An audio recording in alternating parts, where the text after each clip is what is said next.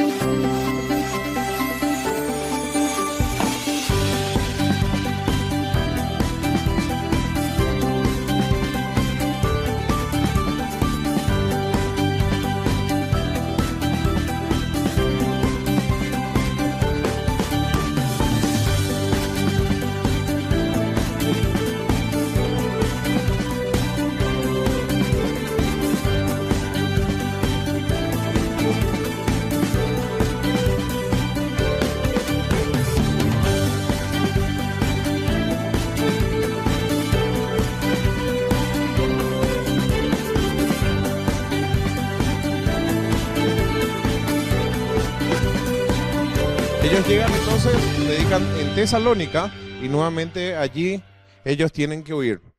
Dice Hechos capítulo 17 versículo 10 en adelante. Inmediatamente los hermanos enviaron de noche a Pablo y a Silas hasta Berea. Y ellos, habiendo llegado, entraron en la sinagoga de los judíos. O sea, hicieron lo mismo de siempre. Van a una ciudad, si encuentran una sinagoga, van allí y le predican primero a los judíos. Pero en todas estas ciudades que habíamos visto, ya había una mezcla de judíos y no judíos, pero en su mayoría eran judíos. Ellos tuvieron problemas no con aquellos que no conocían a Dios. Ellos tuvieron problemas con los judíos en todos los lugares y esta vez no va a ser la excepción. Ahora bien, fueron a la sinagoga y empezaron a predicar. Berea queda a 90 kilómetros aproximadamente de Tesalónica. Y estos, dice, atiendan esto, porque es muy interesante y hoy vamos a quitar muchos ejemplos para nuestras vidas. Hechos, capítulo 17, versículo 11. Dice que estos judíos eran más nobles que los que estaban en Tesalónica. Fíjense que utiliza la palabra más. Los de Tesalónica eran personas nobles. Y es muy interesante lo que significa la palabra noble. Estos judíos que estaban en Berea eran más nobles de los de Tesalónica, pues recibieron la palabra con toda solicitud, escudriñando cada día las escrituras para ver si estas cosas eran así. Estos judíos eran más nobles que los que estaban en Tesalónica. Eugenes. Dos raíces griegas son. Literalmente significa de mejor raza. Eu significa más, mejor, sobresaliente, por encima. Y genes, que se transliteró al castellano, ¿qué es? ¿De dónde venimos? Eugenes dice, de mejor raza. Y figurativamente se utiliza para hablar de una mente más dócil. una mente más noble, personas más enseñables. Y eso habla del espíritu de las personas.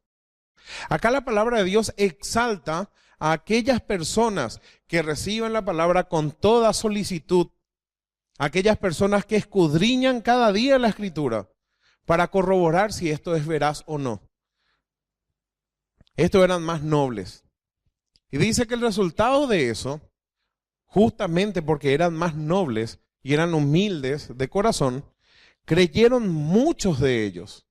Podemos notar hasta aquí que la tercera ciudad de Europa en ser testificada, hay la conversión de muchas personas, también judíos como dijimos, y destacan la conversión nuevamente de mujeres griegas de distinción. Es muy llamativa esa frase, y no pocos hombres griegos. Ahora, con respecto a los judíos de Berea, tenemos mucho por imitar de ellos. No debemos empaquetar en primer lugar a todos en la misma bolsa. Fíjense si nosotros decíamos, y tendemos a hacer eso, no, los de tal grupo son así, los de tal religión son así. Y es verdad, en su gran mayoría es así, pero hay excepciones. Y nosotros no tenemos que caer también de empaquetar a todos en esa misma bolsa. No debemos juzgar a todos según sus creencias, nacionalidades, etcétera. Dios tiene pueblo en cualquier parte. ¿Se entiende? Ahora, la mayoría de las personas, ¿de dónde venís? De tal lugar. Entonces vos ya sabés qué hay en la mente de esas personas. Esas personas necesitan ser testificadas. Es necesario tener en cuenta a quién le tenés enfrente. Dios tiene pueblo suyo en todas partes y no descartemos a nadie.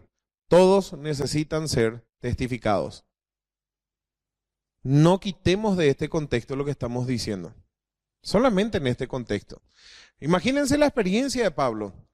Ya le encarcelaron, ya le apedrearon, le hicieron de todo ya, y especialmente por causa de quiénes, de los judíos. Si nosotros fuésemos Pablo, ¿qué haríamos? No, sinagoga judía. No voy a entrar en ninguna de ellas. Solamente es para problemas. ¿Le excluiríamos a los judíos o no? Así también en nuestras vidas podemos excluirles a ciertos tipos de gente, pero no debemos hacerle, porque no sabemos cuál es el propósito de Dios con esa persona. Fíjense Pablo. ¿Quién le quería testificar a Pablo? Díganme, por favor. Pablo sabía lo que Cristo hizo. Y Pablo pensó que Cristo murió realmente como un criminal. Pero ¿quién iba a pensar que Pablo iba a ser uno de los más grandes apóstoles? Nosotros no sabemos quién de esta ciudad puede llegar a ser útil para el Señor. Solamente tenemos que testificarle y no excluirles. A eso yo quiero ir con este punto. Los judíos le causaron muchos dolores de espalda, de cabeza, en todo sentido, literal y físicamente a Pablo. Estos judíos de Berea escucharon la palabra de Dios sin prejuicios, con celo santo, con un vivo interés, con corazón bueno y recto. Estos no eran religiosos. Ellos investigaron para discernir y hacer la voluntad de Dios. La palabra que utiliza para escudriñar la escritura es muy interesante. Mira lo que dice Juan, capítulo 7, versículo 16. Jesús le respondió y dijo, mi doctrina, mis enseñanzas no son mías, sino de aquel que me envió. Yo no vine a hablar por mi propia cuenta. Yo vine a hablar lo que Dios me dio para que hable. Eso hablo y eso quedó registrado en las Biblias que nosotros tenemos. Hoy nosotros tenemos que hablar exactamente lo mismo que Cristo dijo, que a Pablo dijo y lo que ellos anotaron y escribieron, ¿en dónde? En la Biblia hoy día. Mi doctrina no es mía, sino de aquel que me envió. Atiendan esto, versículo 17. El que quiera hacer la voluntad de Dios, conocerá si la doctrina es de Dios o si yo hablo por mi propia cuenta. Miren lo que tiene implícito el pasaje. El que quiera hacer la voluntad de Dios. El que de corazón sincero quiera hacer la voluntad de Dios, esa persona va a conocer cuál es la doctrina verdadera y cuál es incorrecta. Va a poder discernir. Y dice, él va a conocer si la doctrina es de Dios o si yo hablo por mi propia cuenta. Versículo 18. El que habla por su propia cuenta, su propia gloria busca. Pero el que busca la gloria del que le envió, este es el verdadero. Y no hay en él injusticia. Cuando nosotros testificamos, tenemos que hacer lo mismo que hacía Cristo y lo que hacían los apóstoles. Hablar lo que Dios quiere que hablemos. En los lugares donde Él se iba, hablaba acerca de la palabra de Dios. Testificaba conforme a la palabra de Dios. Conforme a la muerte, resurrección y las profecías que hablaban de eso. Eso era el concepto de su predicación. Fueron persuadidos de que Jesús de Nazaret, a quien crucificaron, el cual resucitó, a quien Pablo predicaba, era de veras la gran promesa y el tema del Antiguo Testamento. Nosotros tenemos que predicar exactamente lo mismo. ¿Por qué fueron persuadidos estos judíos de Berea? Porque ellos de verdad buscaban la voluntad de Dios. Recibieron la prédica de Pablo y ¿qué hicieron? Compararon con la Biblia, a ver si era real o no. Principios para atesorar. Todos nosotros, y en especial los que trabajan en la obra, no solo tienen el derecho, sino que tienen la obligación de estudiar las Escrituras. ¿Cómo podemos guiar a alguien si nosotros no conocemos, o peor, si la otra persona conoce más? ¿En qué le vamos a guiar? Sin embargo, suele armarse un equipo de trabajo acorde a las circunstancias y los dones dados por Dios. ¿Se entiende eso, verdad? ¿Cómo nosotros podemos guiar a alguien si nosotros no conocemos? Y no estoy hablando de paso 1, paso 2, paso 3. De meditar en la Escritura, comprender lo que dice la palabra de Dios y vivir la palabra de Dios. Debemos examinar lo que se nos enseña. Y esto es importante. Investigando si está de acuerdo a lo que enseña toda la Biblia. Es deber de los ministros explicar conforme a lo revelado en la palabra de Dios. Los estudios tienen que ser claros. Y si hay algún tema que no quedó claro, hay que volver a tocar, con toda paciencia. En las diferentes iglesias, por todo el mundo, reciben cualquier tipo de enseñanza y la gente no conoce su Biblia y por más que conozca algunos pasajes, no les importa si enseñan mal. Esas personas no quieren conocer la voluntad de Dios. Todo aquel que quiera conocer la voluntad de Dios, entonces, ¿qué tiene que hacer?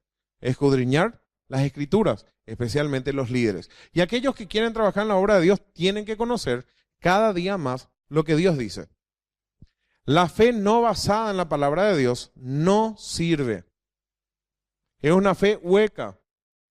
Si yo tengo fe en algo y esa fe, el objeto de mi fe, no es Dios y el Dios revelado en su palabra, no sirve.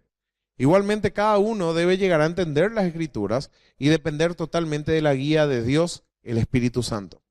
Él nos iba a guiar a toda la verdad. Cada uno de nosotros recibimos el Espíritu Santo para ser guiados a toda la verdad. Esto es la comprensión real de lo que dice la Biblia. La Biblia se interpreta a sí misma. Y cuando no entendemos un tema, Dios estableció personas que te puedan guiar también hacia ese lugar. Pero tiene que llegar el día en donde ustedes tengan sus conclusiones personales y les puedo asegurar que esas conclusiones personales van a salir de la Biblia. Hechos 17:13. Atiendan esto. Cuando los judíos de Tesalónica, los que no creyeron, supieron que también en Berea era anunciada la palabra de Dios por Pablo, fueron allá y también alborotaron a las multitudes. No pudieron matarle allá en Tesalónica. No lo pudieron hacer. Ellos querían la muerte de ellos, ¿se acuerdan? No contentos con eso, le enviaron a Berea. Y atiendan esta parte. Y quiero que hagan un paralelo con sus vidas. Mientras van los misioneros de Dios Mientras los obreros de Dios están activos, Satanás también envía a sus propios obreros. Satanás también envía a sus propios misioneros. En este caso envió a ¿dónde? A Berea. ¿Cómo detesta Satanás la simple predicación de la palabra de Dios? Y quizás, así como Pablo, ellos pensaban que Pablo estaba mintiendo, que Pablo estaba engañando, porque Pablo lo hizo así y lo hizo por ignorancia. Pero esto es clave, tienen que saber eso. Mientras van los misioneros de Dios, también está Satanás activo, buscando a quien devorar. Aquel que se embarca en la obra del Señor, tienen que saber que van a recibir embates más fuertes del enemigo. Y tenemos, ¿cómo les puedo decir? Tenemos que cuidarnos mucho, porque somos nosotros mismos aliados. Podemos llegar a ser nosotros sin querer aliados de Satanás cuando estamos en pecado.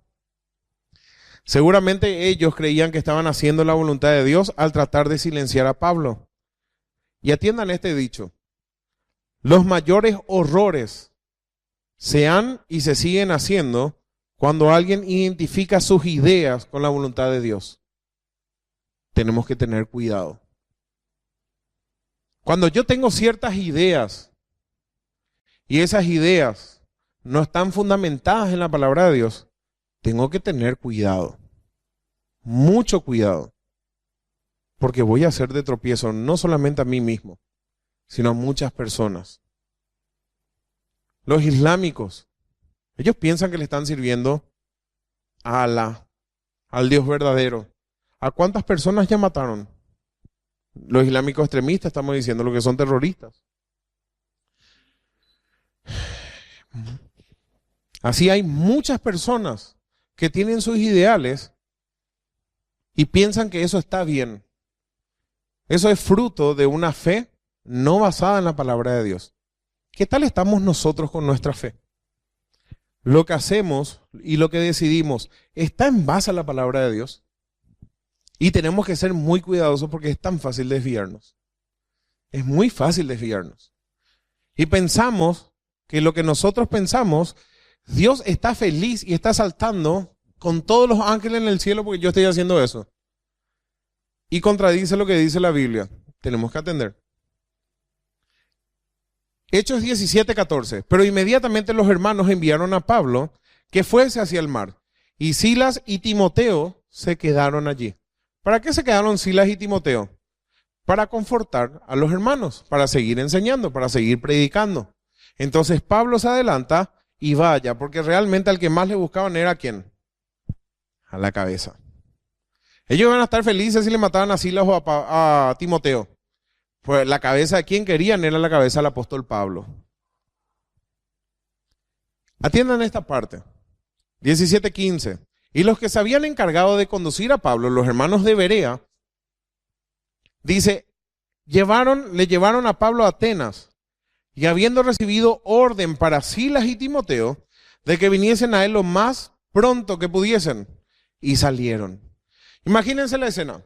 Vienen los judíos de Tesalónica, arman alboroto en Berea para que también se le apedree a Pablo y se le expulse de allí, porque ¿qué iban a ganar ellos si Pablo salía vivo de algún lugar?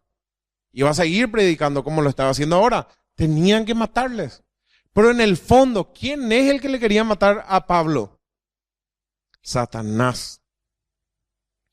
Esas personas, sin saber, eran obreros del diablo y usaban la Biblia. Usaban la palabra de Dios, pero eran obreros del diablo. La palabra que se utiliza ahí, cuando Pablo da orden para Silas.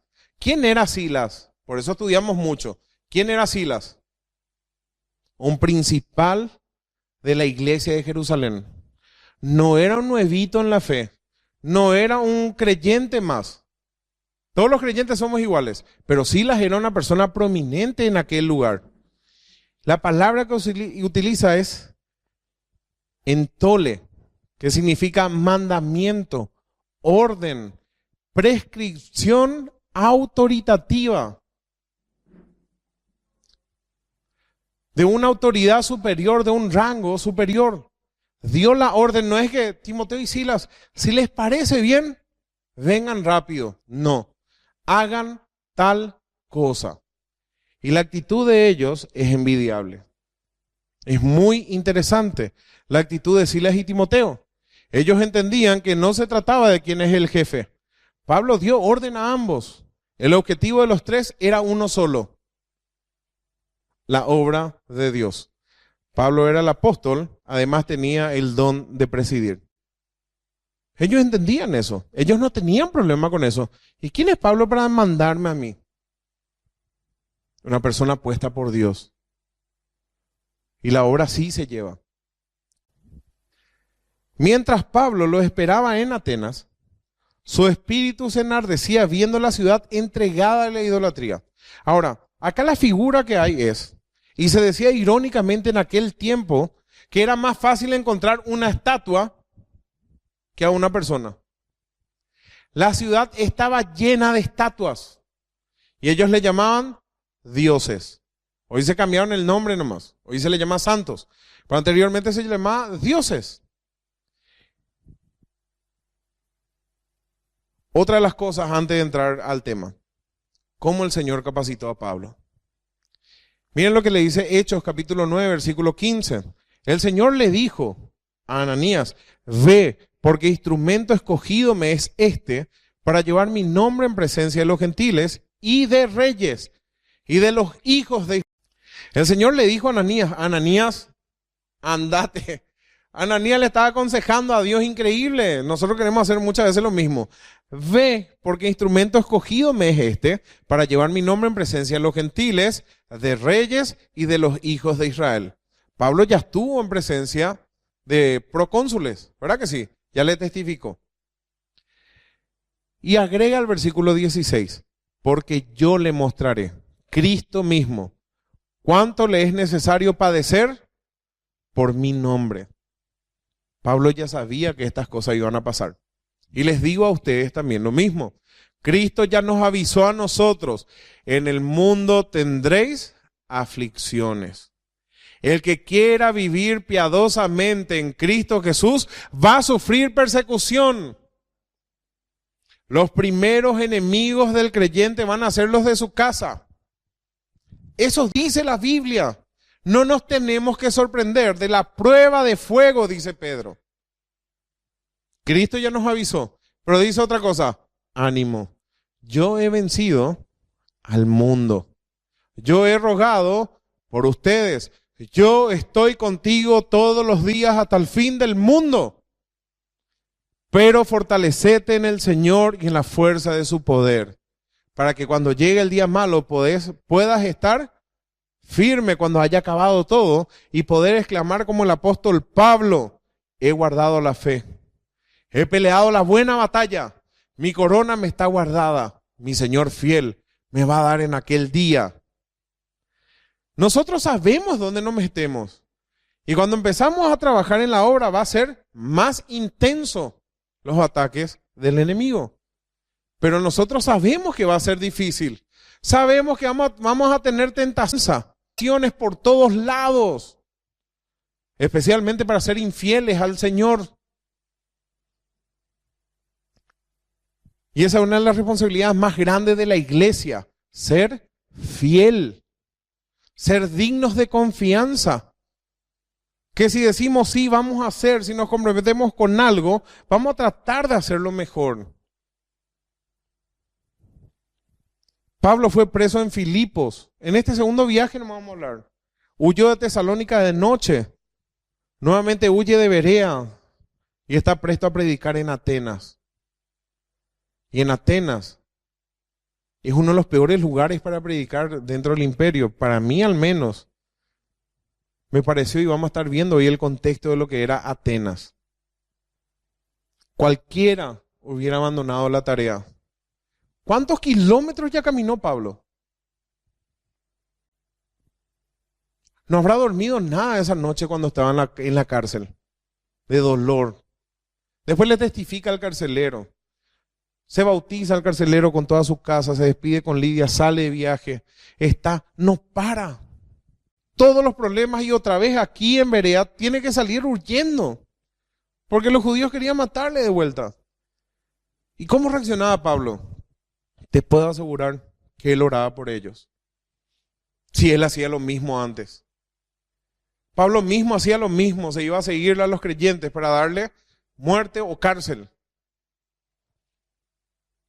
A él estaba pasando la misma cosa. Pero Dios le advirtió. Vos me sos instrumento escogido, Pablo. ¿Será que Pablo dijo, será que puedo? No, no quiero, gracias. Yo me quedo acá en Damasco y voy a predicar acá nomás. Sí, usale nomás Pedro, esos son más buenos que yo. Dios no le preguntó si quería. Dios nos llamó. Y Dios nos encomendó una tarea. Si somos hijos de Dios, yo les quiero decir algo. Nosotros no tenemos opción. O nos ponemos la pila o vamos a quedar allí, dejado de lado, y Dios va a levantar piedras, literalmente. Personas que parecen piedras van a ser levantadas y van a hacer el trabajo que ustedes y yo no estamos haciendo. Fuimos llamados a testificar, fuimos llamados a hacer la obra del Señor, fuimos llamados a conocerle a profundidad a Dios y a anunciar las virtudes de Él. Vamos a tener problemas, pero no tenemos opción o quieren dar vuelta atrás. ¿Quién quiere dar vuelta atrás y decirle no a Dios? Estoy cansado, estoy cansada. Ya sufrí demasiado. ¿Saben qué te va a decir Dios? Lee la Biblia. Y te va a poner algunos ejemplos en la Biblia. Y uno de ellos te puede poner Pablo. ¿Cuántos ejemplos más puede haber en la Biblia? Job, Cristo. Vamos a sufrir, pero no podemos volver atrás. Si Dios es Dios y si Dios existe, temámosle a Dios, sirvámosle a Dios con todo nuestro corazón, con toda nuestra mente, con toda nuestra alma, basados en lo que dice la palabra de Dios. Cualquiera en la situación de Pablo iba a querer abortar la tarea. Hoy por la lluvia muchos no iban a querer venir y muchos no vinieron. Una lluvia. Cuando le preguntaron a David Livingstone, ustedes sabían que la escuela del CEBI se llama así, ¿verdad? ¿Hasta dónde él estaba dispuesto a ir por la causa de Cristo? Él contestó, a cualquier parte, siempre que sea hacia adelante. Qué espectacular. Pablo no retrocedió. ¿Y nosotros? ¿Será que vamos a dar vuelta atrás y vamos a tirar la toalla? Les va a pasar.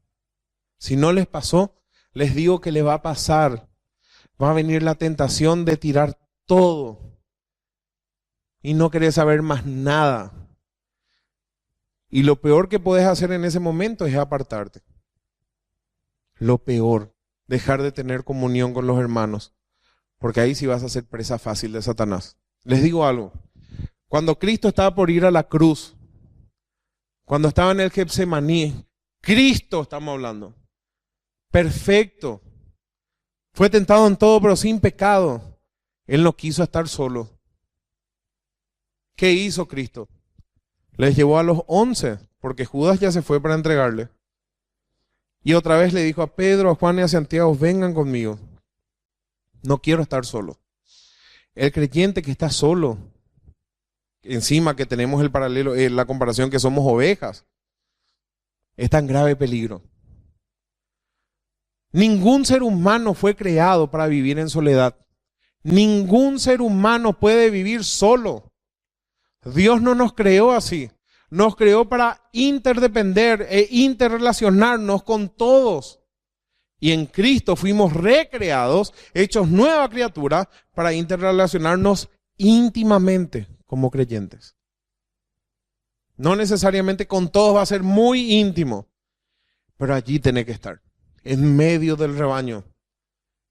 Y Cristo te sustenta.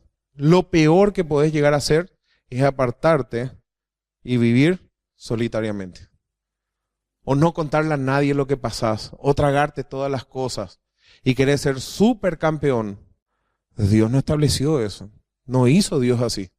Hay personas que tienen dones. Hay hermanos y hermanas que tienen dones. Hay personas que tienen don de misericordia. No solamente de servicio, todos los dones son importantes. Hechos 17:17. Así que discutía en la sinagoga con los judíos y piadosos y en la plaza cada día con los que concurrían. Y atiendan esta parte, porque acá vamos a entrar en la parte de filosofía. Y algunos filósofos de los epicúreos y de los estoicos disputaban con Pablo, se discutían con Pablo. Y unos decían, ¿qué querrá decir este palabrero?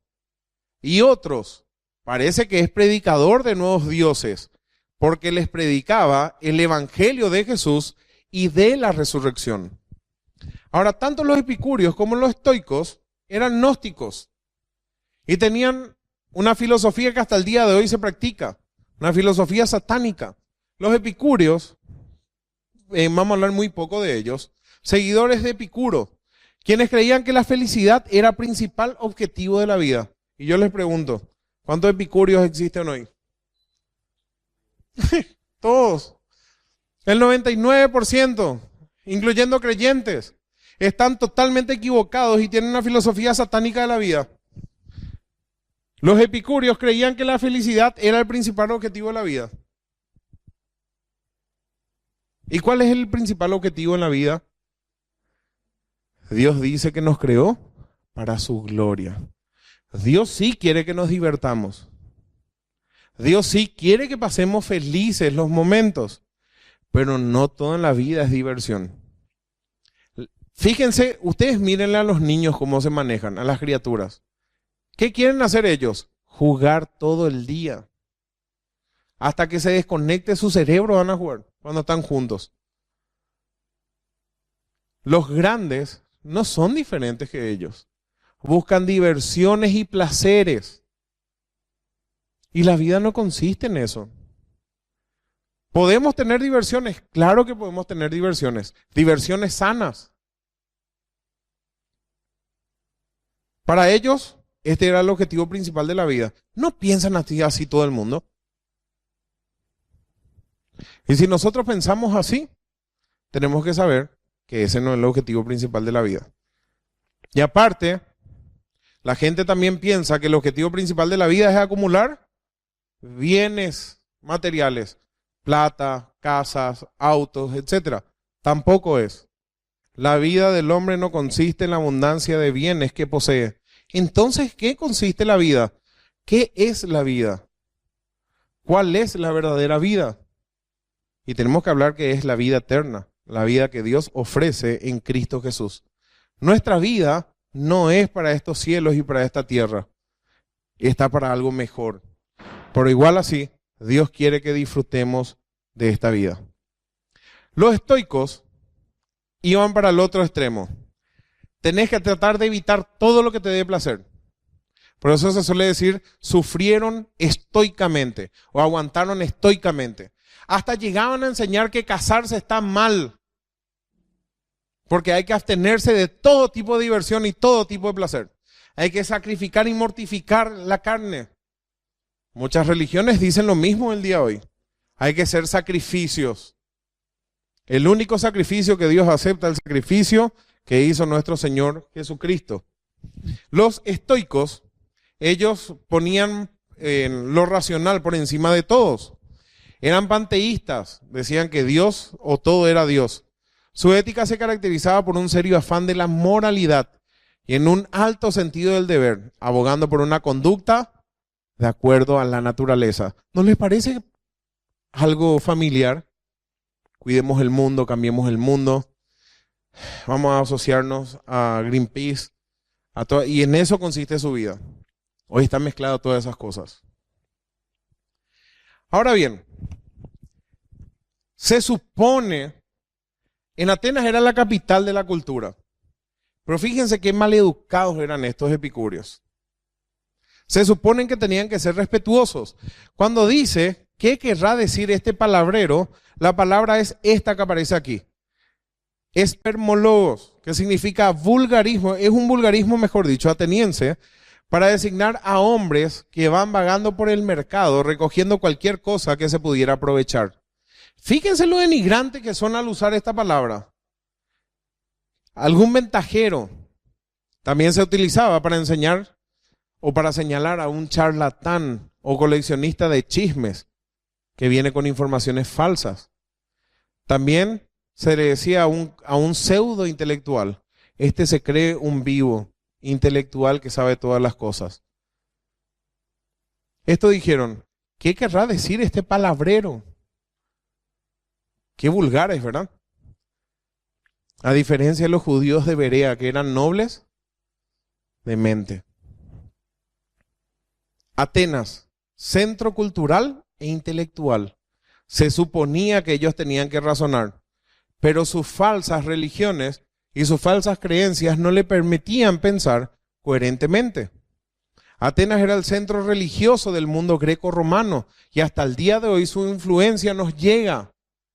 Había más estatuas de dioses en Atenas que en todo el resto de Grecia. Solamente en Atenas tenían más cantidad de ídolos que en toda Grecia. Eso es mucho. La frase muy religiosos no es un elogio, al contrario, sino la aceptación de una realidad.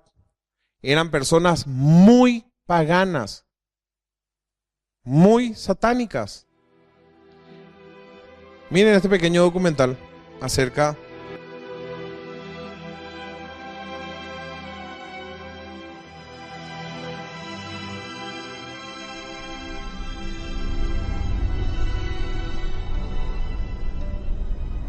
La Acrópolis es uno de los monumentos más importantes de Europa. Esta pequeña meseta de roca caliza fue declarada por la UNESCO Patrimonio de la Humanidad.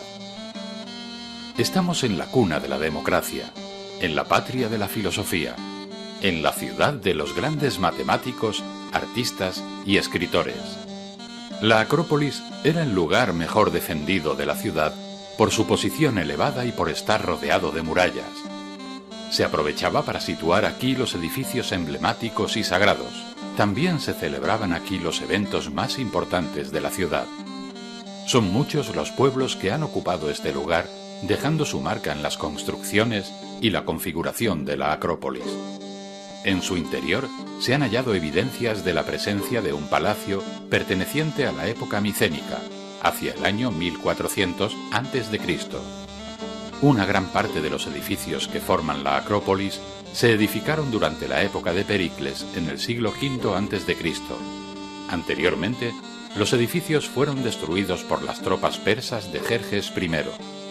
El Partenón fue construido sobre los restos de otro templo anterior, como pasó con otros edificios religiosos y civiles que estaban repartidos por toda la montaña.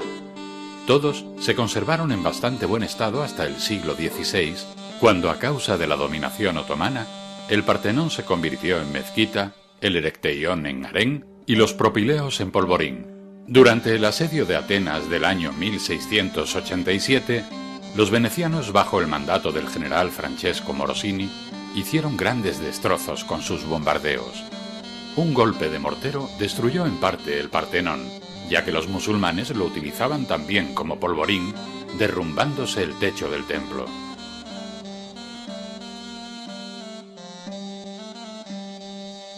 Atenas es una de las capitales más antiguas de Europa con más de 6.000 años de historia.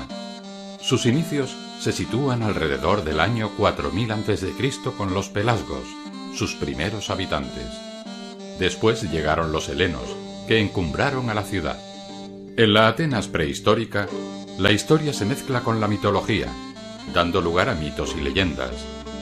Los dioses Poseidón y Atenea, en su intento de competir por el dominio de la ciudad, deciden ofrecer cada uno un regalo a sus habitantes. El dios ofrece el agua y la diosa el olivo. Los habitantes escogen el regalo de Atenea, tomando desde entonces el nombre de atenienses. El comercio y la artesanía hicieron florecer la ciudad hasta el punto que los atenienses fundaron colonias a lo largo del Mediterráneo. En Atenas se constituyó la primera biblioteca pública del mundo. Pero no era su único atractivo, ya que se embelleció con templos, imponentes edificios públicos y fuentes.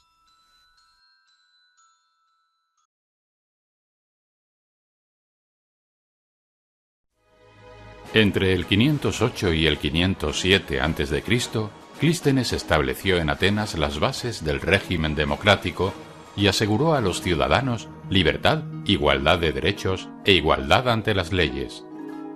A principios del siglo V a.C., durante las invasiones persas, los atenienses ganaron un merecido prestigio como defensores de la Hélade. Bajo el mandato de Pericles, Atenas llegó a su máximo apogeo. Más adelante hablaremos de Pericles y el denominado siglo de Pericles. La ciudad de Atenas se convierte en la cuna de la filosofía y la retórica, consolidándose como centro cultural del mundo antiguo. En el 323 a.C.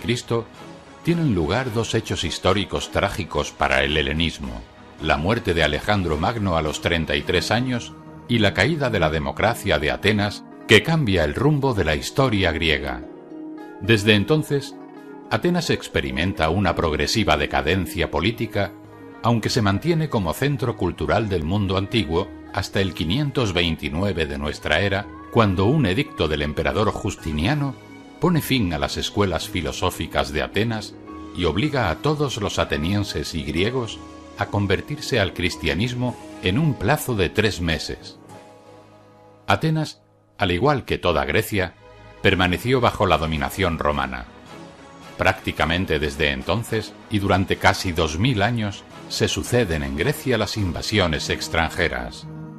Romanos, érulos, godos, cruzados franceses, almogávares, florentinos, venecianos y turcos la saquearon y la conquistaron hasta la fundación de la Grecia independiente en 1830. Bueno, acá estaba Pablo.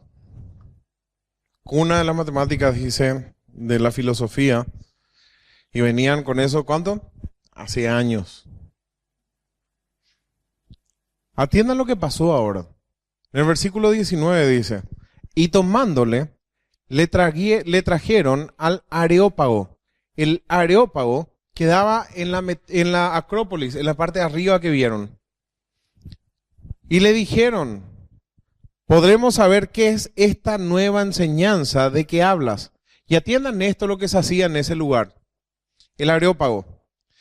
Viene la palabra Areos, Pagos de Ares, que significa Marte, y Pagos, colina, es decir, la colina de Marte, dedicada a Ares, el dios de la guerra, llamado Marte por los romanos, asiento de la Suprema Corte de Justicia, que tenía jurisdicción sobre ciertos crímenes, inclusive las ofensas religiosas.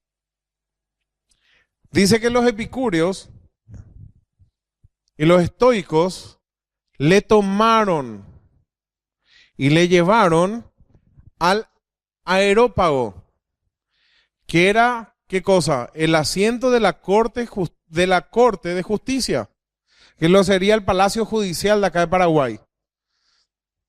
Ahí se trataban los crímenes, pero también, ¿qué cosa? Las ofensas religiosas. Entre sus atribuciones estaba el otorgar licencia a los maestros y controlar la educación. Siguió existiendo hasta el 400 después de Cristo. Pablo no iba a predicar acá frente a personas ordinarias, sino frente a los más preparados de Atenas, pero en este caso no para ser juzgado, sino para explicar qué significaba el Dios no conocido. Si ellos aceptaban la enseñanza, incluso le podían expedir un certificado de maestro.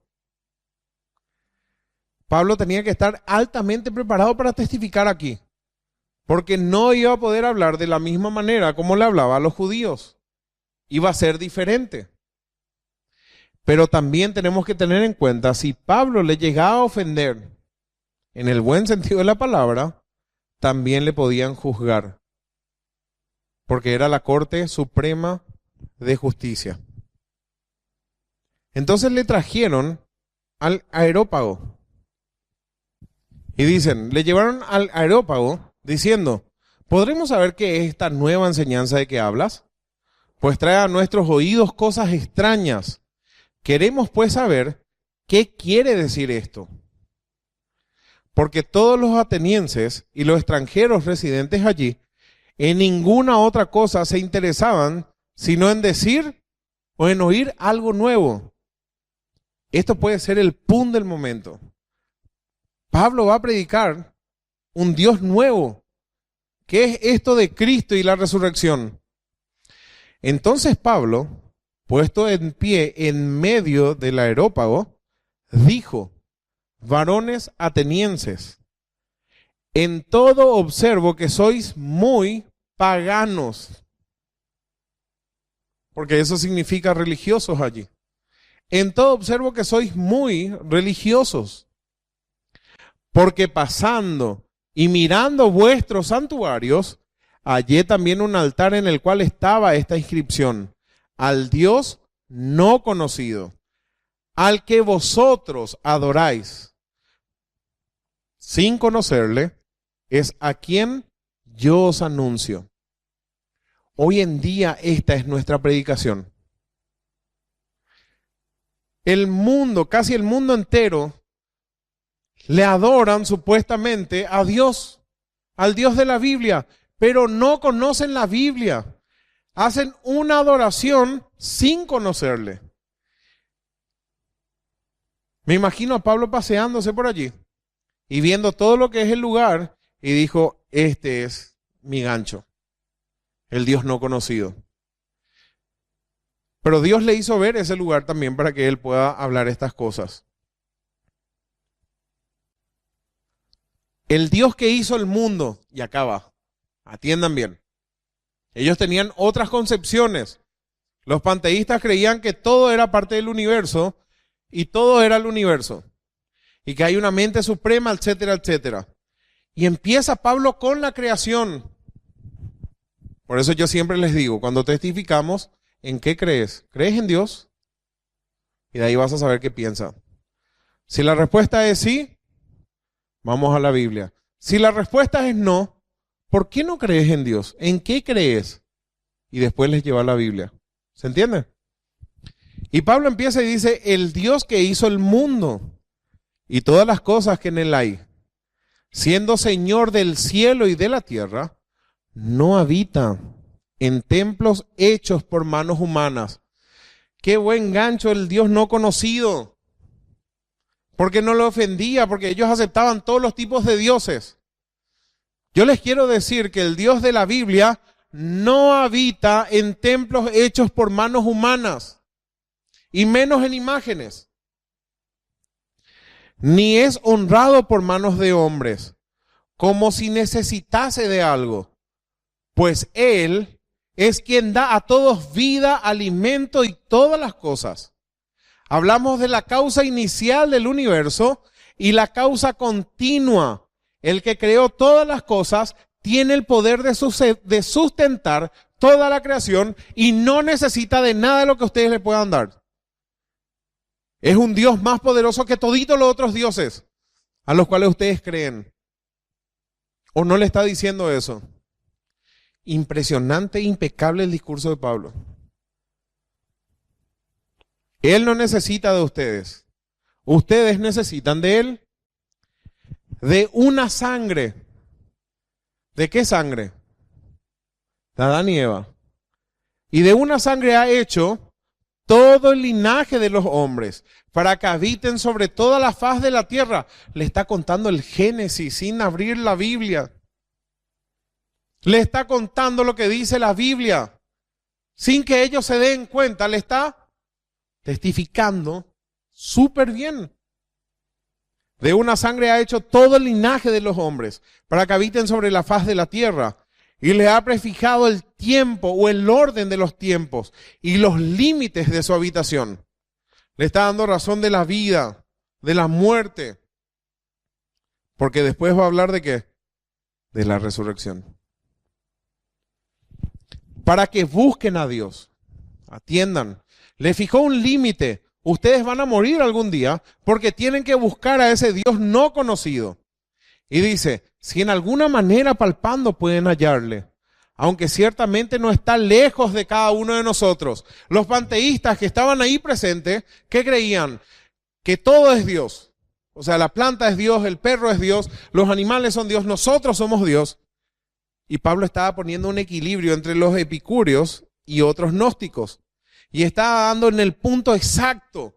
Porque estos filósofos, no teniendo la revelación de Dios, se divagaron y fueron para otro lado. Terminando haciendo qué cosas, lógicamente, herejías. Ellos conocían las matemáticas. Ellos conocían mucho acerca del universo. Y dice, para que de alguna manera busquen a Dios porque van a morir. Aunque Dios no está lejos de cada uno de nosotros. La omnipresencia de Dios. Sigue. Miren lo que dice después. Porque en Él vivimos y nos movemos y somos, como algunos de vuestros propios poetas han dicho. Y le menciona el conocimiento religioso, porque el linaje suyo somos.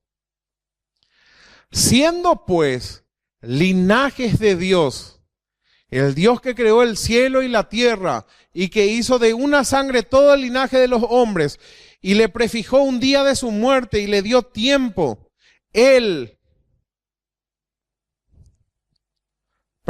siendo pues linaje de Dios, no debemos pensar que la divinidad sea semejante a oro o plata o piedra, escultura de arte o de imaginación de hombres. En otras palabras, le dijo que todos los otros dioses son vanos, pero le dijo de una manera tan elegante, de una manera tan intelectual, ¿se entiende? Con una palabra tan sazonada con sal, que se suele decir que los diplomáticos son aquellos que te envían a la China y le decís gracias. Diplomáticamente te echó y te dijo de todo, pero no te dijo en forma vulgar. Te dijo tan bien que terminás acatando eso.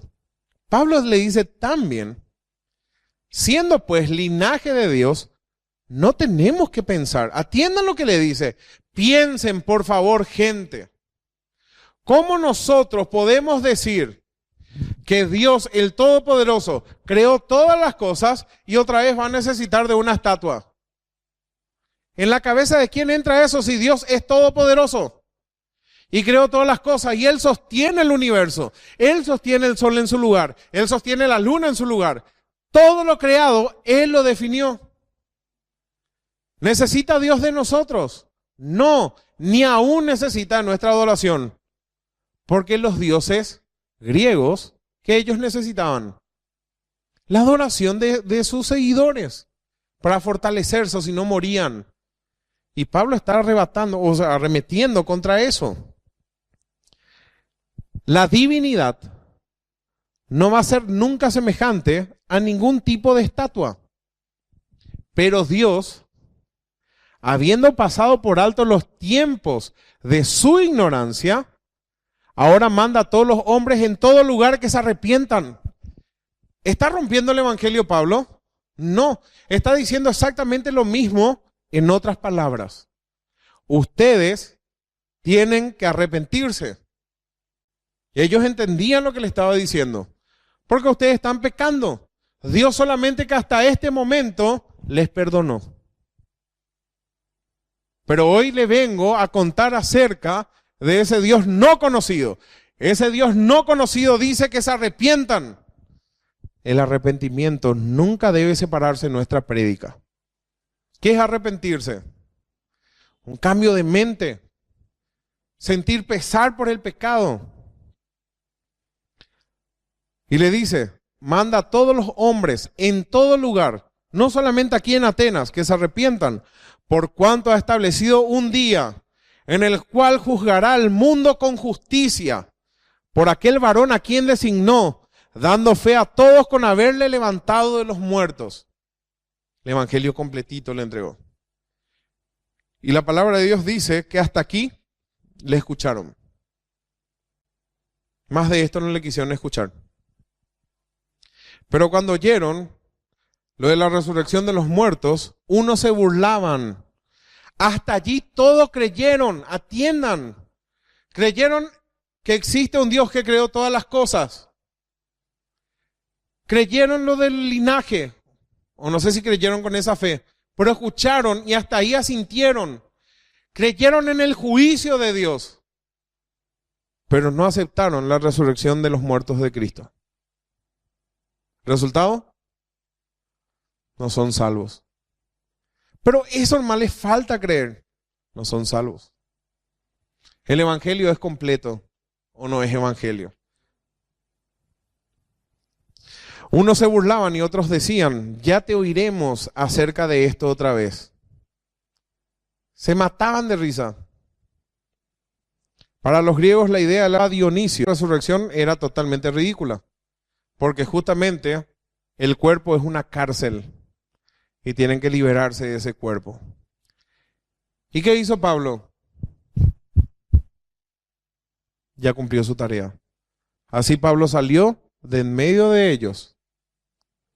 Mas algunos creyeron, juntándose con él, entre los cuales estaba Dionisio, el Areopagita, y una mujer llamada Dámaris, y otros con ellos.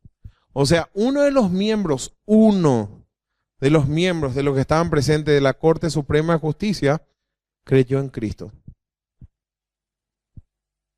Quizás todo este discurso y todo lo que Pablo había pasando y todas las circunstancias, y justo en el día que Pablo fue allí, y como Dios preparó todas las circunstancias para que Dionisio se convierta.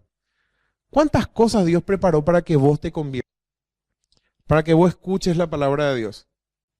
Y si hoy estás escuchando la palabra de Dios y no estás seguro o segura de tu salvación, quizás sea esta la última oportunidad que Dios te da para que te arrepientas de tus pecados y te conviertas de los ídolos a Dios, al Dios de la Biblia.